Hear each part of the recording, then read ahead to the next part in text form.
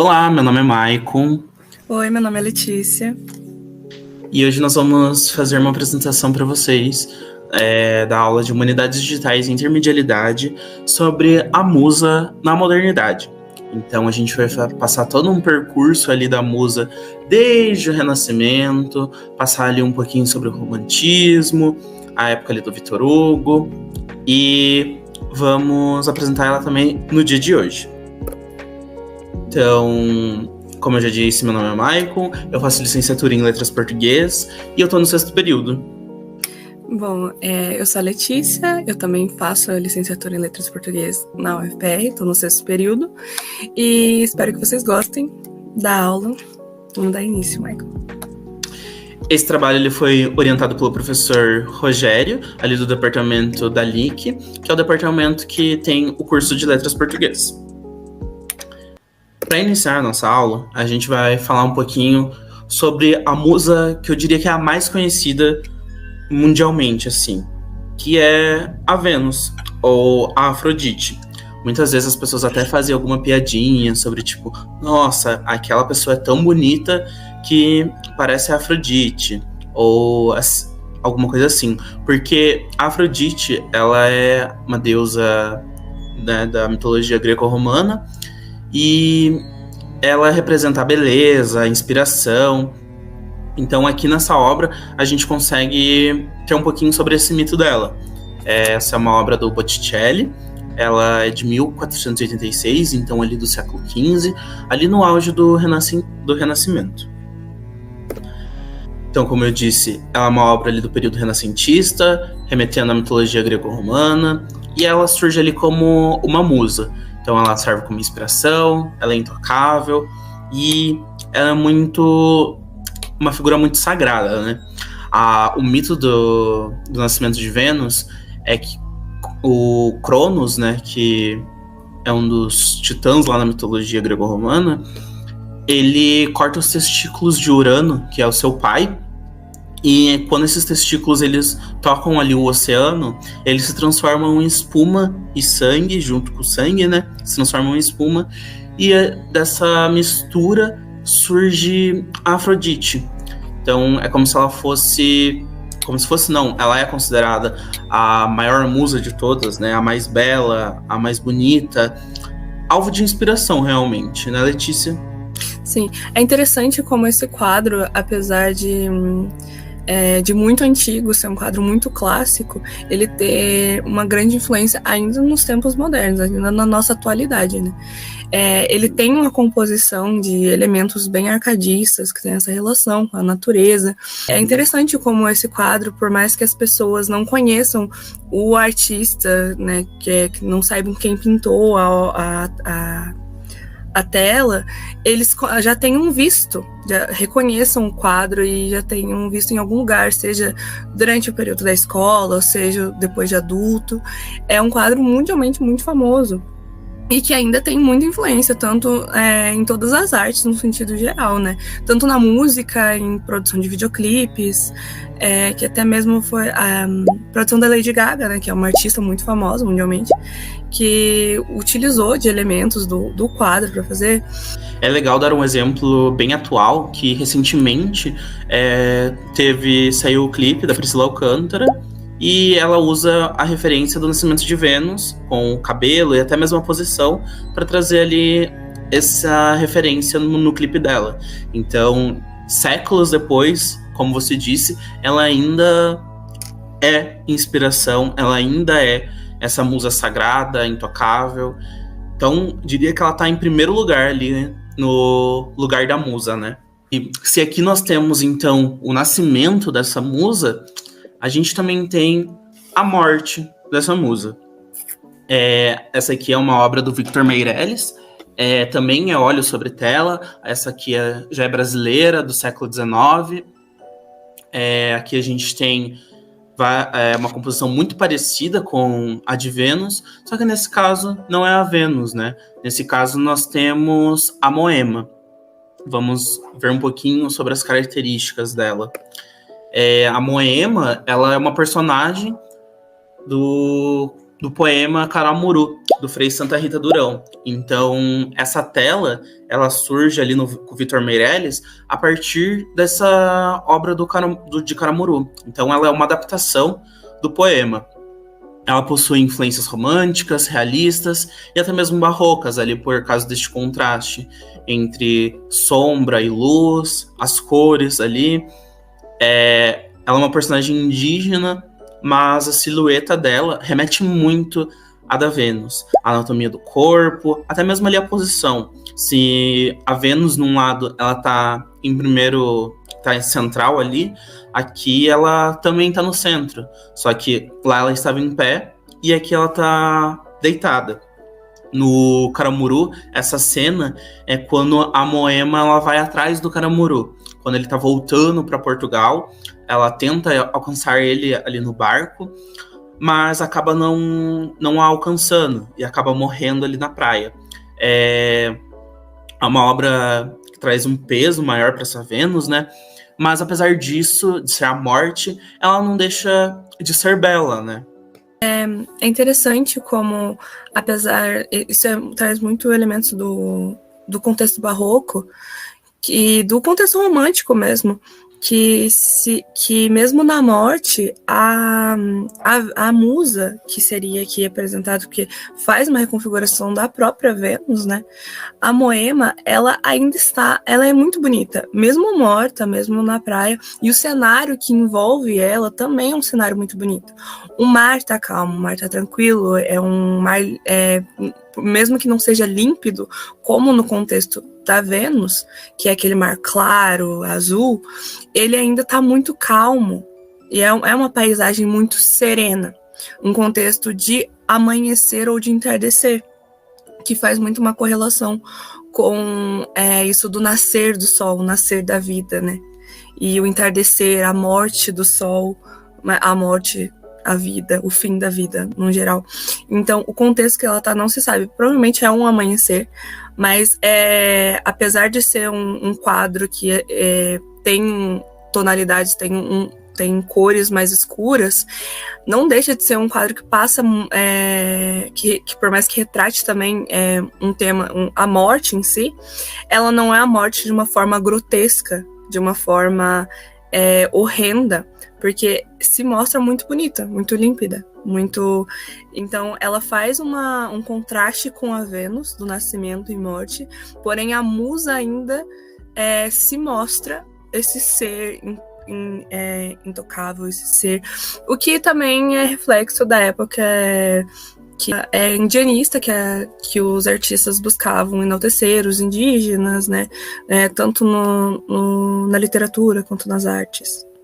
E aqui a gente traz um comparativo entre essas obras. A gente já mostrou elas separadas, falou um pouquinho sobre as características delas, mas aqui a gente trouxe elas lado a lado uma da outra, para a gente poder comparar. E a gente traz aqui a frase do Victor Hugo, que ele escreve no prefácio de Cromwell, que é: o sublime e o grotesco se cruzam no drama, como se cruzam na vida e na criação. A verdadeira poesia completa está na harmonia dos contrários. Então aqui a gente pode ver justamente isso. Ali o nascimento da Vênus, ela está representando esse sublime, e a morte da Moema está representando esse grotesco. Então tem toda uma relação entre as duas. Aqui a gente consegue ver melhor como o mar está calmo nas duas obras. Em uma a luz está muito mais claro, na outra está bem mais escuro, trazendo esse ar mais obscuro. Mas elas não deixam de ser belas, assim como a Letícia falou. Algo legal de ser falado ali sobre a Moema é que, por exemplo, a Vênus, todo mundo sabe que ela é retratada como uma deusa, Afrodite, né, a deusa da beleza, como já foi retratado anteriormente. Mas a Moema, ela é uma mortal qualquer, ela é indígena. Só que, nesse caso, ela é retratada como praticamente uma deusa. A gente consegue ver ali o corpo dela comparado com as árvores, comparado com o mar ao seu redor, né? Ela tá muito maior. A proporção dela em comparação com os objetos na cena é bem maior. Então é como se ela realmente fosse como Afrodite, né? Essa deusa enorme, graciosa, bela e que consegue atrair os olhares. Aqui nessa comparação, a gente consegue ver melhor como o corpo delas é muito parecido, né? Como o cabelo delas consegue ser muito parecido, apesar de um ser preto, outro ser loiro. A composição é muito semelhante. Ali cobrindo as genitálias, o cabelo esvoaçante, a mão, enquanto uma tá cobrindo os seios, a outra tá cobrindo ali a parte do umbigo. Então, acaba sendo bem correlata as duas obras, né? Mas até a questão da posição na anatomia do corpo da Moema, como foi retratado, remete muito às próprias estátuas gregas, né? É uma posição que, na posição que ela está na obra, é muito contemplativo mesmo. Sim. No sentido de que ela tá como se ela estivesse descansando mesmo, com uma ninfa grega, como algo do tipo. E ter retratado uma indígena brasileira dessa forma faz uma reflexão muito grande no sentido de, tipo, dessa reconfiguração da musa mesmo. Porque a musa, ela passa de ser aquela deusa, né? Apesar de ser um ser que o ser humano idealiza, se inspira e visa muito, ela não é a deusa, ela tá aqui, ela tá perto da gente. Mas ela ainda tá inalcançável, mas ela tá mais perto. Ela é um ser humano, ela é uma indígena morta na praia, mas ela ainda é uma musa. Muito interessante também dos quadros que na Vênus ela tá ali sendo contemplada, tem pessoas ao redor dela, né? Ela tá rodeada, tem muitos elementos também vivos perto dela. E já na Moema ela tá sozinha, tá abandonada, e os elementos estão bem mais afastados dela, né? A perspectiva do quadro é como se ela estivesse realmente distante de tudo. Dá essa sensação de isolamento, de solidão muito maior, né? E também essa questão de isolamento, de ser intocada. Acho. É legal de pensar nessa coisa do intocável, porque nas duas obras, mesmo ali no Nascimento de Vênus, ela também não tá sendo tocada, né? Sim. Então é muito legal pensar isso. Nem as flores estão tocando o corpo dela. Uhum. Então realmente ela é muito intocável. Eu acho que no caso da Moema é como se ela estivesse flutuando ali no meio das águas, né? Como se nem a água tocasse o corpo dela. Isso é bem legal e bem interessante, como você disse.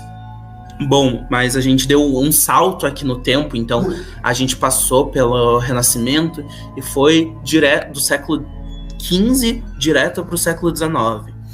Então a gente explica isso por causa da modernidade.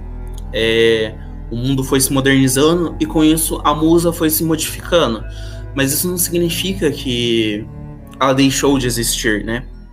Nós vamos ver agora, no poema Vênus I, do Camilo Peçanha, um pouquinho sobre essa morte da Vênus, né? E é muito legal da gente ler ele, porque esse poema, ele está presente no livro Clepsidra.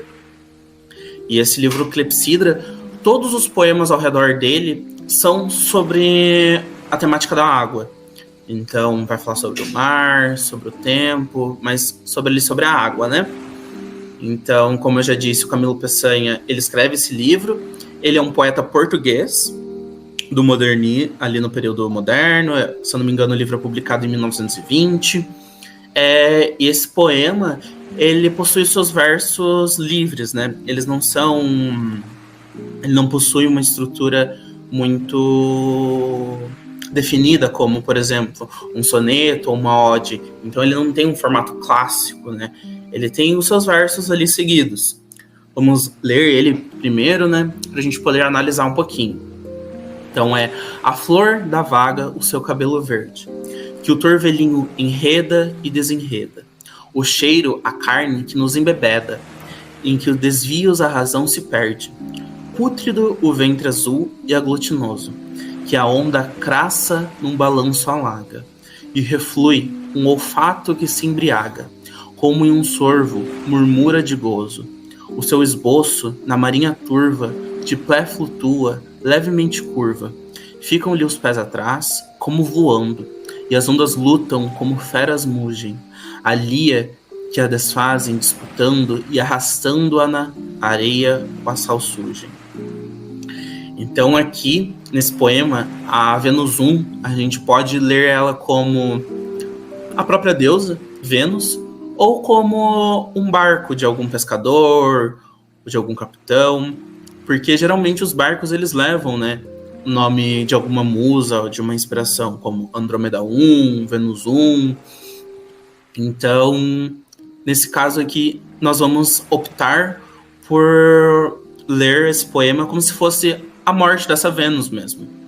Então, como eu já disse, ele possui versos livres e a sonoridade dele remete muito a um vai e vem do mar, né? Então é como se as ondas estivessem levando e trazendo esse corpo.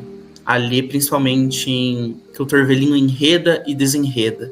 A sonoridade ali que acontece com essa literação do R faz com que pareça que está indo e vindo esse corpo. Então a gente pode ver toda uma putrefação ali do corpo da musa, né? Ela já está esverdeada, azulada, já não, o seu cheiro já não tá dos melhores, como ali tá um olfato que se embriaga, pútrido ventre azul e aglutinoso. Então, esse corpo, ele já tá praticamente se desfazendo. Ela morreu e tá só no mar, indo e vindo. Então, apesar dele ser muito decadente, pessimista, não deixa de ser bela e atraente. Então, a musa, como a gente já falou anteriormente, mesmo quando ela tá morta, ela ainda é alvo de inspiração e até mesmo de atração. Então, como eu já dito, as pessoas que estão vendo esse corpo, o Eulírico, né, que escreveu esse poema, ele se embriaga, se atrai com o cheiro dessa musa. Então, algo que seria de repelência, né? Esse cheiro, esse fedor, esse odor que tá sendo produzido pelo corpo apodrecido, acaba sendo atraente. Então, a musa, independente se ela tá morta ou se ela tá viva, se ela tá fedida, se ela tá cheirosa, se ela tá intocável, ou nesse caso ela tá sendo muito aproximada do ser humano, né? Ela se torna uma mortal, ela continua como alvo de atração, de inspiração e, de certa forma, até sagrada, né? Em contrapartida, a gente trouxe para fazer um contraste em como essa musa, a morte dessa musa, ela pode ser, apesar de ela ser grotesca, ela ser pútrida mesmo, que nem o Michael explicou, que o corpo ele tá se decompondo, ele tá naquele processo ali, ainda assim é uma coisa bela. Ou seja, como ele explicou, o cheiro dela, as pessoas ainda se atraem, é uma coisa que embebeda, é uma coisa que tá ali, envolve as pessoas. E a gente trouxe o Psicologia de um Vencido, do Augusto dos Anjos, para fazer esse contraste de como a morte é um salto no tempo, mas a gente trouxe, porque ele é de 1905, a gente trouxe ele para ambientar o conceito de morte, porque quando se fala em termos melancólicos, principalmente do grotesco, dessa parte do grotesco e de morte, o Augusto dos Anjos é um dos maiores gênios, minha opinião parcial aqui, é só a minha opinião mais particular mesmo, mas é um dos maiores escritores nesse sentido. Então, a gente pegou a Psicologia do Vencido porque retrata a morte dessa maneira pútrida e grotesca, justamente que faz um contraste totalmente diferente, não totalmente diferente, mas diferente numa interpretação da musa. Ele começa, eu, filho do carbono e do amoníaco. E é interessante que já na primeira linha a gente tem uma cesura logo no carbono, porque ele tem cesuras muito duras e marcações muito duras durante todo o poema. Então seria eu, filho do carbono e do amoníaco, monstro de escuridão e rutilância. Sofro desde a epigênese da infância, influência má dos signos do zodíaco. Esses signos, epigênese, escuridão e carbono, ele faz uma cesura perfeita que deixa a sonoridade e o ritmo do poema muito mais duro, como se se o eu lírico sofresse, como se ele tivesse uma vida muito dura, como se fosse um pré-morte, digamos assim. E quando ele usa carbono e amoníaco, tanto o carbono quanto a amônia são elementos químicos que são liberados durante o nosso processo de decomposição do corpo quando a gente morre, quando o ser humano morre. Então, ele usa desses elementos para intensificar e trazer mais para perto ainda o quão visivelmente você torna mais visível como é a decomposição por dentro mesmo. Ele está descrevendo a decomposição. E não é aquela coisa de descrever a morte, eu morri de dores e amores. Não, eu estou me decompondo. A amônia e o carbono está saindo do meu corpo. Profundissimamente hipocondríaco. Este ambiente me causa repugnância. Sobe-me à boca uma ânsia análoga à ânsia que se escapa da boca de um cardíaco. Hipocondríaco, ou seja, é uma pessoa doente, se remete à doença. Quando ele fala da ânsia, remete a vômito, remete a algo saindo, né, de dentro de si, de dentro das entranhas. Já o verme, que também entra, ele cita o verme, que é o que vem fazer a decomposição do corpo. Este operário das ruínas, que o sangue podre das carnificinas come, e a vida em geral declara guerra. Ele traz o verme para intensificar ainda mais de que ele está comendo tanto a carne e fazendo essa decomposição. Tem a questão do sangue que já está podre, ou seja, ele já está aglutinado, ele já está aquele sangue que fica coagulado mesmo ali, que já tá, aquele sangue fica espesso. Anda a espreitar meus olhos para roê-los, e há de deixar-me apenas os cabelos, na frialdade inorgânica da terra.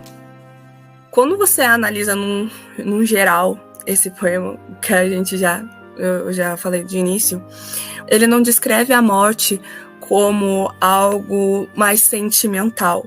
Ele descreve a morte de maneira, subjetiva e mais intimista, porém intimista para uma questão de... Ele descreve a sua decomposição da morte no sentido real, no sentido literal da morte. Algo legal de falar sobre esse poema também é que ele está num modelo clássico, né, de poesia. Então ele está ali num formato de um soneto, que são 2 tercetos, 2 quartetos e 14 versos. Então, como a Letícia falou, ele é bem ritmado, ele tem ali todo um padrão de estrutura. Ele está ali no decassílabo, rimado, os versos eles são alexandrinos, porque eles têm essa cesura justamente na sílaba 6 e na 10. Então, ele pode ser muito comparado também com a musa, né? Porque ele é clássico.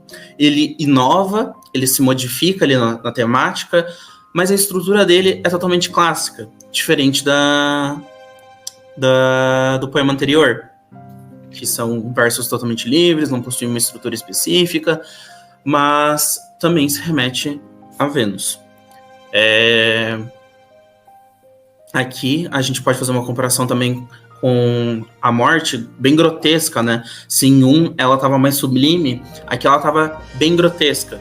Então, novamente, a gente faz essa comparação com o Victor Hugo e fala sobre como a harmonia, né? Como o belo está nessa harmonia entre o grotesco e o sublime. Interessante também, levando em consideração o Victor Hugo, que tanto o sublime quanto o grotesco, ele se mostra, mesmo que em intensidades diferentes, tanto no Psicologia de Homicídio quanto no Vênus 1, eles aparecem em harmonia, mas mesmo que não pareça, o sublime ele aparece em Psicologia de um Vencido, por exemplo, porque mesmo que ele fale toda essa parte grotesca, é de uma maneira muito epopeica até, que ele descreve a maneira como o corpo está se decompondo, né? E em Vênus 1, ele tá descrevendo a musa, a decomposição da musa, de uma maneira muito sublime, mas ele tá descrevendo algo totalmente grotesco, algo totalmente ali pútrido.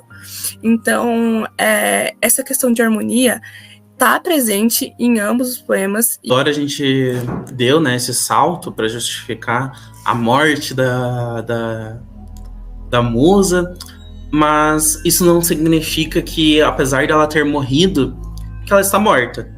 É como se tivesse um renascimento dessa musa. Ela não está completamente morta. Ela ressurge, ela renasce, ela se transforma. Então, ao mesmo tempo que ela morre, ela renasce e se transforma em algo novo. Então, a gente trouxe aqui o Cisne Negro para falar um pouquinho sobre esse renascimento da musa na modernidade. A Letícia vai falar um pouquinho melhor, para fazer um contexto, e logo mais a gente vai trazer uma proposta de atividade de como pode ser aplicado isso em uma sala de aula.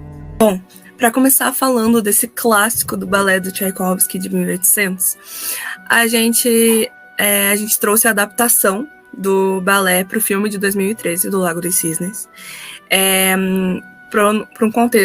no contexto de trazer a musa reconfigurada para o contexto atual da modernidade em que a gente está inserido. Para quem nunca assistiu nenhuma das adaptações do Lago dos Cisnes, a Odete, ela é a personagem na obra, que é o Cisne Branco, que faz o Cisne Branco. Ela é a representação da pureza, da elegância, da leveza, tudo que se espera num contexto até de feminilidade mais antiga, assim, uma visão que tem para um contexto das mulheres, que as mulheres são esse ser límpido, esse ser luminoso, a questão da virgem, esse ser sublime. No filme, a protagonista ela não tem dificuldades em interpretar a Odete, que é o Cisne Branco, que é essa personagem pura, porém o problema dela chega porque pro papel principal ela precisa interpretar tanto o Cisne Branco quanto o Cisne Negro. O Cisne Negro, no contexto da história do Lago dos Cisnes, ela é interpretada pela personagem da Odila, que na história a Odila ela se disfarça de Odete para conquistar o príncipe no baile. E o Cisne Negro ele tem uma dança, ele tem um ritmo, uma música totalmente diferente do Cisne Branco. Porque o Cisne Negro ele é aquela representação de vivacidade, de mulher feroz, de algo mais bruto, algo mais que é o que apresenta aqui, por exemplo, na capa, que são cores mais escuras, até na escolha dos figurinos, dos bailarinos originais. O Cisne Branco, todas as roupas, quando o Cisne Branco aparece, aquelas roupas límpidas, brancas, claras, flores, e o Cisne Negro não, a maquiagem é mais pesada, o simbolismo do Cisne Negro, a roupa é totalmente preta. E no filme, a protagonista, a trajetória dela é para conseguir interpretar o Cisne Negro. E para isso, apesar do filme ter um final em aberto, ela passa todo o filme tentando internalizar. Ela quer se tornar o Cisne Negro. Então o filme traz até para uma questão de terror psicológico, meio psicológico assim, porque ela começa a ter visões e aparições, porque aquela pessoa, o Cisne Negro, ela não é assim. Ela é a personificação do Cisne Branco, mas ela não é o Cisne Negro. Pessoa de personalidade totalmente forte, que às vezes é vista como má, que vai passar por cima de tudo para atingir os objetivos, que é a própria Odila. Então, ela consegue, e durante o filme, ela vai tendo alucinações e aparições de que ela tem cenas que ela conversa com ela mesma no espelho, como se fosse uma versão malvada dela, mesmo assim, uma versão má. e ela debate, ela tem questões psicológicas muito pesadas consigo mesma, a protagonista. E trazendo para o contexto da aula, a musa dela, no contexto do filme, seria a própria Odila, o cisne negro. O que ela quer alcançar, o que ela visa alcançar, o inalcançável dela. A Odete já é o que ela é. O que é meio que um joguinho do próprio filme. Porque ela já é a própria personificação da Odete. Mas ela não consegue alcançar o cisne negro. Ela tenta se tornar. E uma cena muito emblemática é quando ela quebra o vidro do camarim. E como se ela matasse o seu próprio reflexo. E ela conseguisse finalmente se tornar o cisne negro. E o ato final do filme é ela conseguindo, ela interpreta lindamente o ato do cisne negro. E ela cai, ela se joga para trás no palco, para os fundos do palco. E não se sabe se ela realmente morreu ou se foi só uma interpretação, mas ela tá chorando, feliz e realizada por ter conseguido ter feito a apresentação. E ela simplesmente fala, perfeito.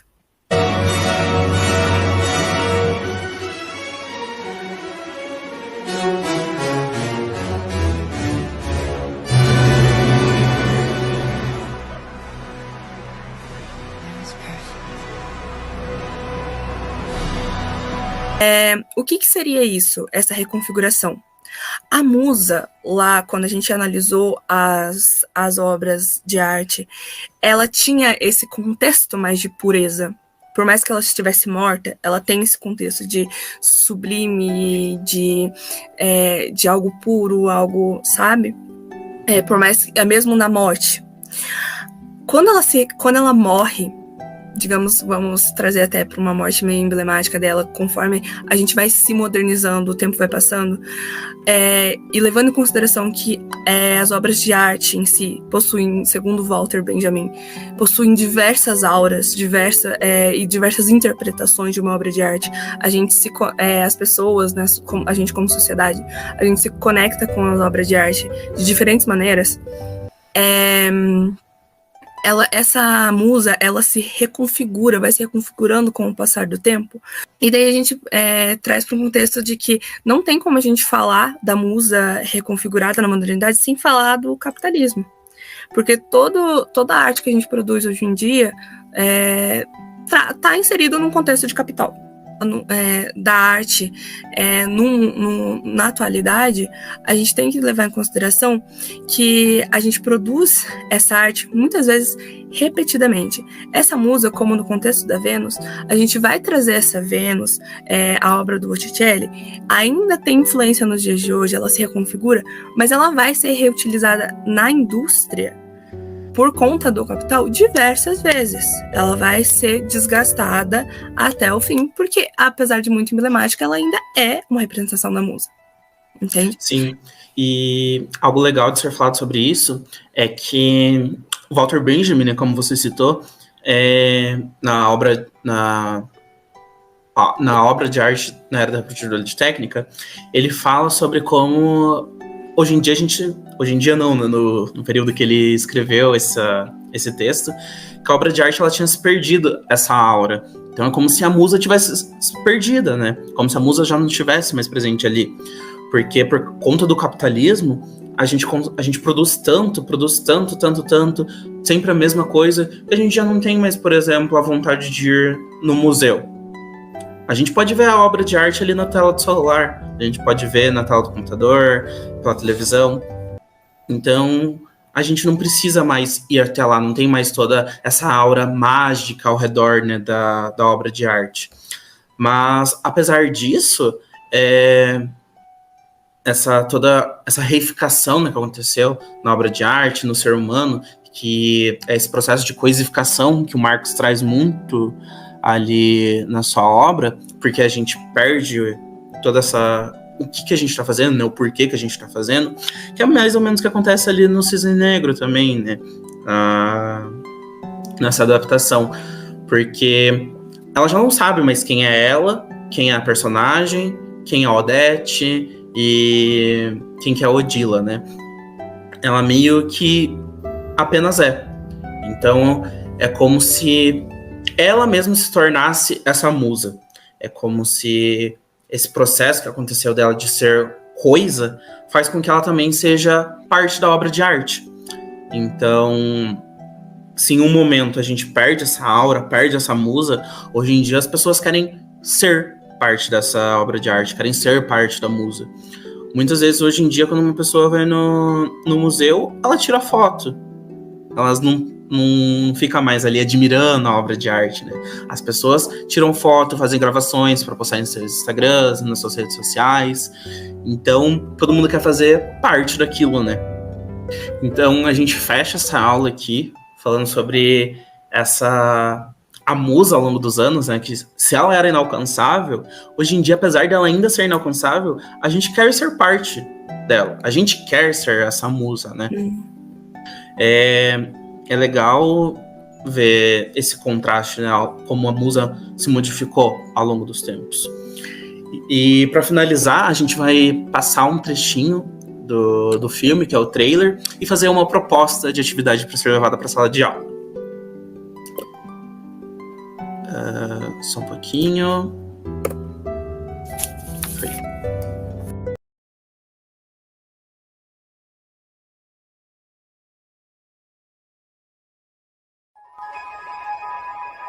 I had the craziest dream last night about a girl who was turned into a swan, but her prince falls for the wrong girl and she kills herself. He promised to feature me more this season. Well, he should. You've been there long enough. And you're the most dedicated dancer in the company. Our new swan queen, the exquisite Nina Sayers. I'm Lily. You're gonna be amazing. I watch the way she moves. Sensual. She's not faking it. Seduces! Attack it! Attack it! Come on! Where'd you get these? It's nothing. You sweet girl. Feel my touch. Respond to it. Is someone's hot for teacher? I don't want to talk about that. You really need to relax. It's the role, isn't it? It's all this pressure. I knew it'd be too much. I knew it. Ow, what's she doing here? He made me your alternate. The only person standing in your way is you.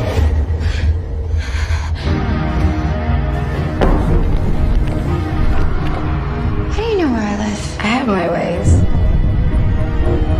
She's after me. Nobody's after you. Please believe me. Sweet girl. Sweet girl. What happened to my sweet girl? She's gone!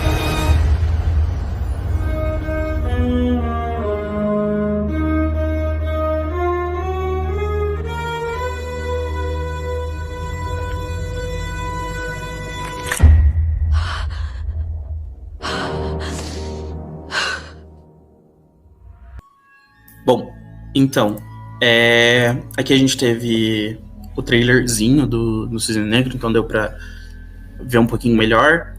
Então, apesar de não conseguir levar o filme pra sala de aula, ou enfim, você pode trazer o trailer do filme.